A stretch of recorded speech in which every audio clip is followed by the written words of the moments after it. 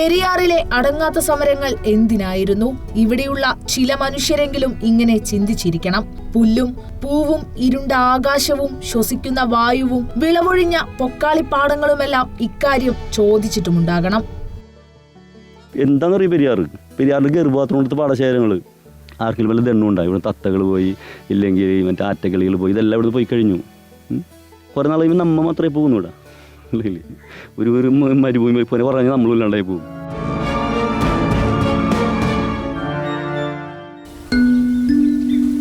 മലയാളത്തിൻ മരതകജുതി മഴവില്ലുകളായി ഉയരുമ്പോൾ പെരിയാർ ഒരു പീലി വിടർത്തിയ മയിലായി മണ്ണിൽ മരുവുന്നു.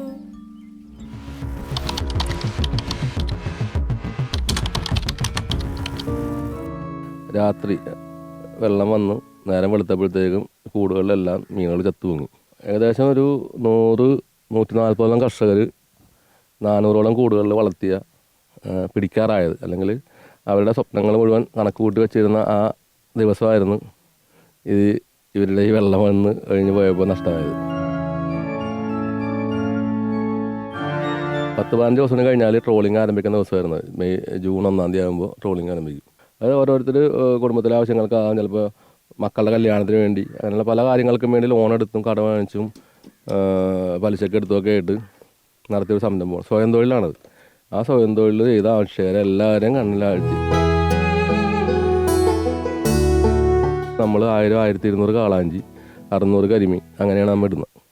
ഇതെല്ലാം പിടിക്കാൻ പ്രായമായ സമയത്ത് 1 വർഷത്തോളം കാത്ത് നമ്മൾ ഭക്ഷണം കൊടുത്ത് അല്ലെങ്കിൽ തീറ്റ കൊടുത്ത് ആളെ നിർത്തി വാച്ച്മാനെ നിർത്തി പണിയെടുപ്പിച്ച് ചെയ്തുണ്ടാക്കിയ ആ സംരംഭം ഒറ്റ ദിവസം കൊണ്ട് ഈ വ്യവസായ മേഖലയിൽ നിന്ന് ഒഴുകി വന്ന വിഷജലം കൊണ്ട് മാത്രം നശിച്ച മത്സ്യങ്ങളാണ്.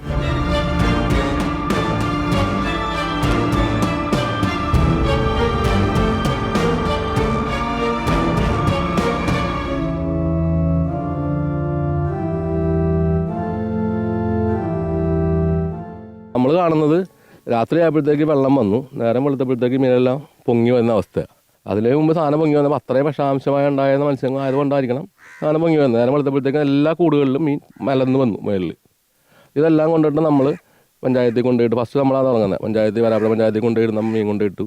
അപ്പോൾ അവർ പറഞ്ഞത് ഞങ്ങളുടെ വകുപ്പല്ല, ഇത് ഇറിഗേഷൻ വകുപ്പിൻ്റെ പൊല്യൂഷൻ കൺട്രോൾ ബോർഡിൻ്റെ ഡിപ്പാർട്ട്മെൻറ്റ് അവരുടെ ഉത്തരവാദിത്തമാണ്. അപ്പോൾ ഞങ്ങൾ നേരെ ഈ മീനും കൊണ്ട് ഞങ്ങൾ ഏലൂർ പൊല്യൂഷൻ കൺട്രോൾ ബോർഡിൽ ചെന്നപ്പോഴത്തേക്കും അപ്പോഴാണ് അവർ ഈ വെള്ളം ടെസ്റ്റ് ചെയ്യാൻ വേണ്ടി പോകുന്നത്.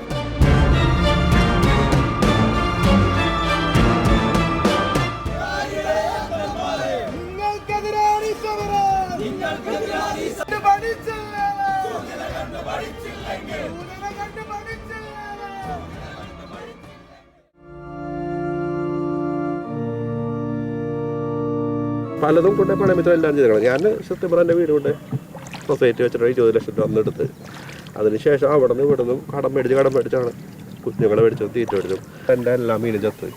15 കൂട്ടിൽ കാളാഞ്ചിയായിരുന്നു. കാളാഞ്ചി ഫുള്ള് ഒരു 3-4 മണിക്കൂർ കൊണ്ട് 10-45 ലക്ഷം രൂപ നഷ്ടം വന്നു എനിക്ക്.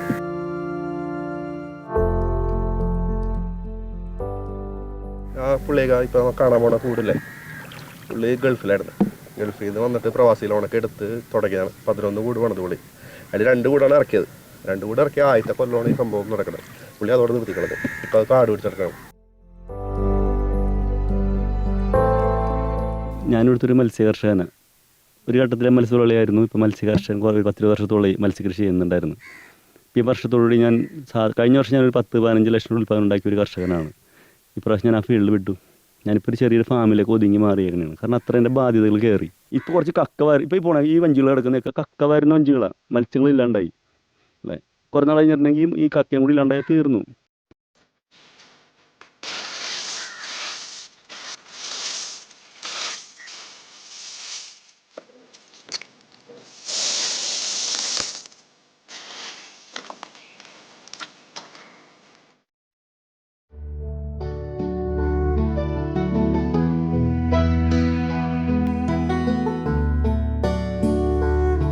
ഈ മത്സ്യപൂരി നടന്നു.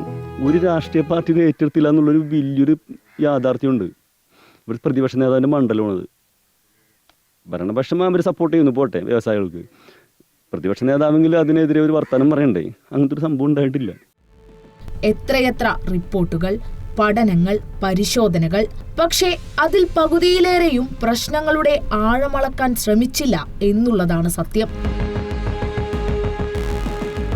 നമ്മൾ 20-ാം തീയതി ചെല്ലുമ്പോഴാണ് നമ്മൾ സംഭവം മീനും കൊണ്ട് ചെല്ലുമ്പോഴാണ് ഇവർ വെള്ളം ടെസ്റ്റ് ചെയ്യാൻ പോകുന്നത്. അതുവരെ ഇവർക്ക് ആദ്യം റിപ്പോർട്ടും കിട്ടിയിട്ടില്ല. ആ വെള്ളം ഒഴുകി പോയ ശേഷം പിറ്റേ ദിവസം പോയിട്ട് വെള്ളം എടുക്കുന്നത്.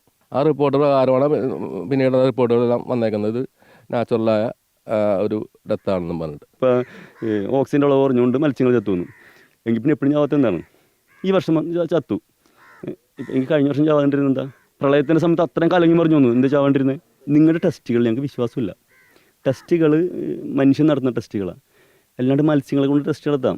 ഈ ഫാക്ടറികളുള്ള പരിസരത്ത് കൂടുകളിൽ മത്സ്യങ്ങൾ നിക്ഷേപിക്കും. നിങ്ങൾ ക്യാമറ അടക്കം വയ്ക്കാൻ പറ്റും. ഭൂമിക്കടിയിൽ വരും ക്യാമറ വെക്കുന്ന സംവിധാനമുണ്ട്. ഇവിടെ ഒരു തുള്ളി ഒരു വിഷം കലങ്ങുന്നുണ്ടാകുന്നുണ്ടെങ്കിൽ അപ്പം മത്സ്യം ചത്തു പോകണം. അപ്പം കിട്ടില്ലേ? ഏത് ഫാക്ടറിയിൽ നിന്ന് എപ്പോൾ ഇറങ്ങി എപ്പോൾ ചത്തു കൃത്യ ടൈം അടക്കം കിട്ടും നമുക്ക്. ഇതല്ലേ ചെയ്യേണ്ടത്? വേറെ ടെസ്റ്റ് എടുത്താൽ നമ്മൾ എന്തിനാണ്? ഓക്സിജൻ്റെ കുറവുകൊണ്ടാണ് മത്സ്യത്തെങ്കിൽ ഈ എയറേറ്റ് കൊടുക്കുന്ന കൂടുതൽ അങ്ങനെ മീൻചാവും.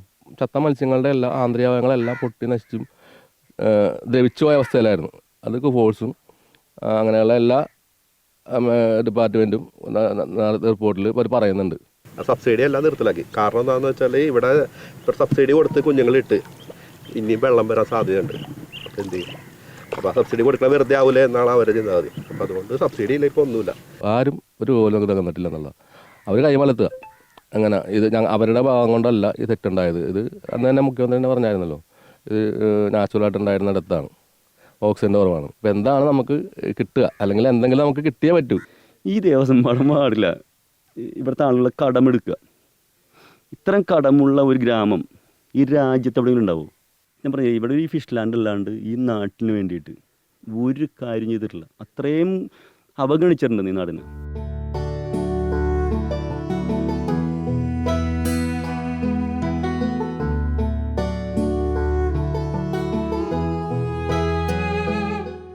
പെരിയാർ ചിലർക്ക് വെറും ഒരു പുഴയാണ്, മറ്റു ചിലർക്ക് മാലിന്യം തള്ളുന്നതിനുള്ള എളുപ്പ വഴിയും.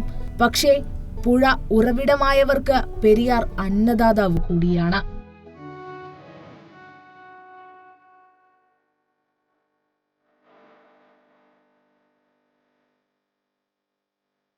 എന്നെയൊക്കെ സംബന്ധിച്ചിട്ട് ഞാൻ ഇവിടുത്തെ ഇതിനെപ്പറ്റി ബോധമുള്ള ഒരാളെന്ന നിലയിൽ, ഒരു കർഷകൻ എന്നുള്ള നിലയിൽ, ഞാൻ ആ പെൻഷൻ വാങ്ങിച്ചാൽ എൻ്റെ ഉള്ളിനുള്ളിൽ അറിയാം, ഞാനതൊരു ഏതൊരു നേതാവ് പറഞ്ഞാൽ കേട്ടായിരുന്നു, അത് കൈക്കൂലിയാണെന്നുള്ളത്.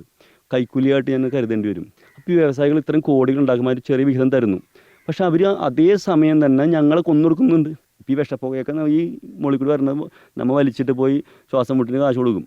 അതേ വ്യവസായി കൊടുക്കുന്ന നികുതിയാണ് പെൻഷനായിട്ട് വരുന്നത്. ഇപ്പോൾ ശരിക്കും പറഞ്ഞാൽ അവർ നിയമം അനുസരിച്ചാണെന്നുണ്ടെങ്കിൽ ആ പുകക്കൊള്ളിൽ നിന്ന് പുക തന്നെ ഞാൻ കാണാൻ പാടില്ല. അതാണ് ഇവിടെ നടക്കുന്നത്.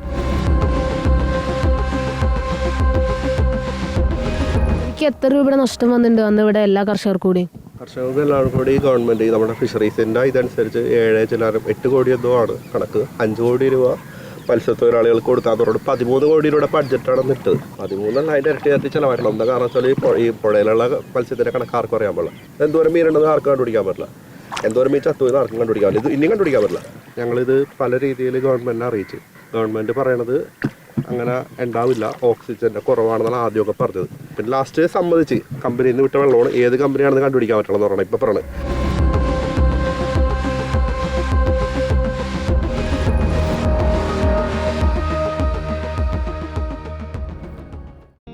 വിളവ് കൊയ്യാൻ അറിയുന്ന മനുഷ്യരാണ്. ആറ്റക്കിളിയും പാടവും അറിയുന്ന മനുഷ്യർ.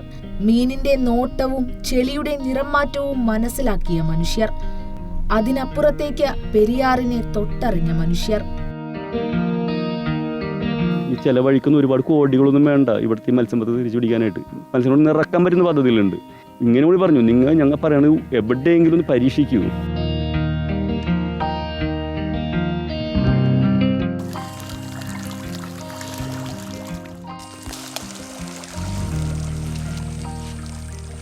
നിലവിൽ വെള്ളത്തിൻ്റെ പഴയ ക്വാളിറ്റി ഇല്ല വെള്ളത്തിന്.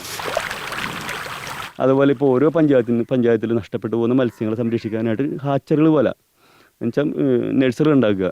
ഒരുപാട് പേരൊക്കെ ഇതിലേക്ക് ഇറങ്ങി തുടങ്ങിയപ്പോൾ തുടങ്ങാന്ന് പറഞ്ഞാൽ സർക്കാർ സഹായം ചെയ്ത് കൊടുക്കണ്ട. അതുപോലെ സംരംഭങ്ങൾ ഉണ്ടാക്കി കൊടുക്കാനുള്ള നമുക്ക് പ്ലാറ്റ്ഫോം ഉണ്ടെങ്കിലൊക്കെ ചെയ്യാൻ പറ്റുള്ളൂ. വില കുറച്ച് ഗുണകരമായ തീറ്റ ലഭ്യമാക്കുക കർഷകർക്ക്. അതുപോലെ നല്ല വിത്തുകൾ ലഭ്യമാക്കുക. മത്സ്യങ്ങൾക്ക് അറിയാൻ പറ്റി വരുകാൻ അവർക്കറിയാം, അവർക്കുള്ള സൗകര്യം ചെയ്ത് കൊടുത്താൽ മതി.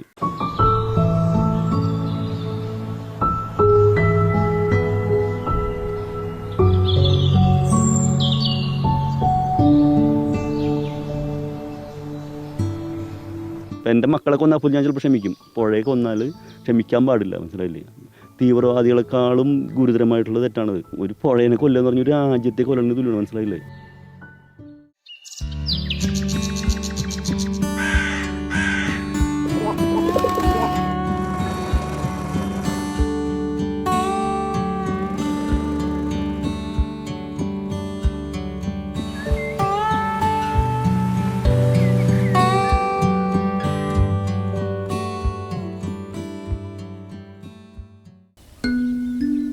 മലയാളത്തിൻ മരതകദ്യുതി മഴവില്ലുകളായുയരുമ്പോൾ പെരിയാർ ഒരു പീലി വിടർത്തിയ മയിലായി മണ്ണിൽ മരുവുന്നു.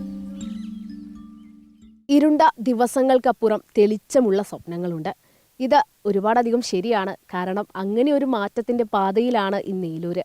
എന്തായാലും നമ്മളും ഒരുപാടധികം സന്തോഷത്തിലാണ്. ക്യാമറ പേഴ്സൺ അക്ഷയ ദിലീപിനും സാരഥി അമീറിനുമൊപ്പം വിജിത, കേരള വിഷൻ ന്യൂസ്, കൊച്ചി.